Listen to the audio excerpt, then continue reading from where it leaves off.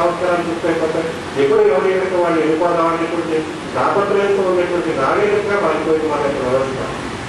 మరి ఈ యొక్క ముక్తి అనేటువంటి విషయం మనం పోయిన తర్వాత మనం ముక్తి ఉందా లేదా అనేటువంటి విషయం కూడా మన సంశయంగానే మారిపోతుంది. ముక్తి అనేటువంటి విషయం ఈ జీవుడు ఇంతగానే తగ్గింపజేసుకునేటువంటి విషయం ఆ యొక్క జ్ఞాన స్వరూపమైనటువంటి స్థితినే ముక్తి అని చెప్పబడుతుంది. భ్రాంతిని తెలుసుకొని ఆ అనుభవించేటువంటి విషయాన్ని చేత భ్రాంతి స్థాయి పట్టుకొని తనలో ఉండేటువంటి రసస్వరూపమైనటువంటి శక్తియే ఆ యొక్క ఈశ్వర రసస్వరూపమైనటువంటి మహత్వమైనటువంటి తేజస్సు, ఆ తేజస్సు ముక్తి అనేటువంటి స్వరూపం అది జ్ఞానం చేత తెలియబడుతుంది.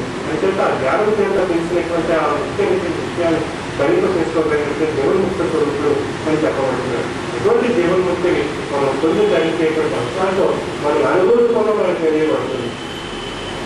ఆ అనుభవాలకు ఈ యొక్క ప్రభువును ఆశ్రయించి పొందినటువంటి మహామంత్రం చేత మనకు ఆ యొక్క మృత్యు అనేటువంటి సమయం ఆసనమై మన ముందు నిల్చున్నప్పుడు మనం మృత్యువు చూసి భయపడతాం. ఇంకా జీవించాలి, ఇంకా ఏదో సాధించాలి అనేటువంటి విషయంగా మనం మృత్యువు కూడా మనం మృత్యు చూసి భయపడుతుంటాం.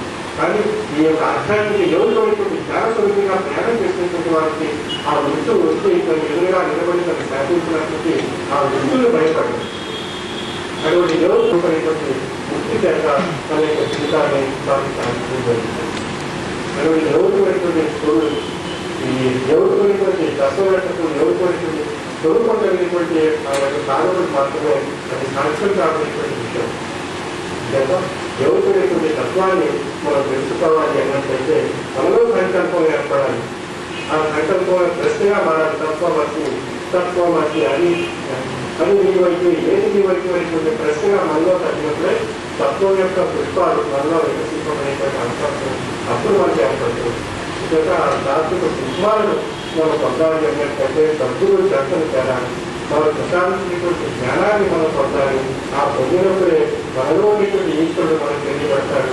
మనలో ఉండేటువంటి ఈశ్వరుడు స్థితి అంతా నిండి ఉన్నాడనేటువంటి రూపంగా తెలియబడతాడు.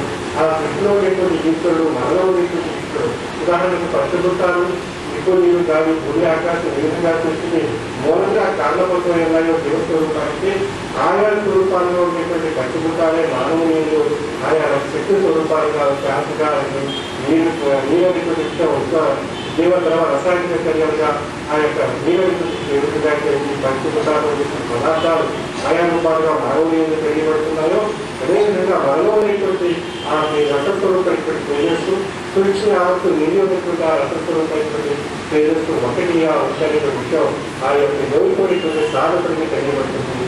అజ్ఞానం విముక్తత్వము దేవాన్ని కావచ్చు ఆ సృష్టింపబడినటువంటి మహాపదార్థంలో నిలిచినటువంటి ఈశ్వరుడు ఒక్కడే ఆ ఒక్కడే అధికారి నిలిచి ఉన్నాడు. ఉదాహరణకు పరిసరములు సప్తవర్ణాలు కలిపినట్లయితే తెల్లని కాంతి ఏర్పడుతుంది. ఆ తెల్లని కాంతిని విశ్లేషించినట్లయితే అది 7 రంగులుగా సప్తవర్ణాలుగా విడిపోతుంది. మరి ఆ తెల్లని కాంతి ఈ 7 రంగుల్లో నిలబడి ఆ 7 రంగులు కలిసి తెల్లని కాంతి ఏర్పడుతుంది. పెద్దగా అనేక వర్ణాలుగా అనేక మతాలుగా మనం నిండి ఉంటాం. అవన్నీ కలిపితే తెల్లని కాంతిగా ఉండేటువంటి ఈశ్వర రసస్వరూపమైనటువంటి తేజస్సుగా మనం తెలియపడతాం.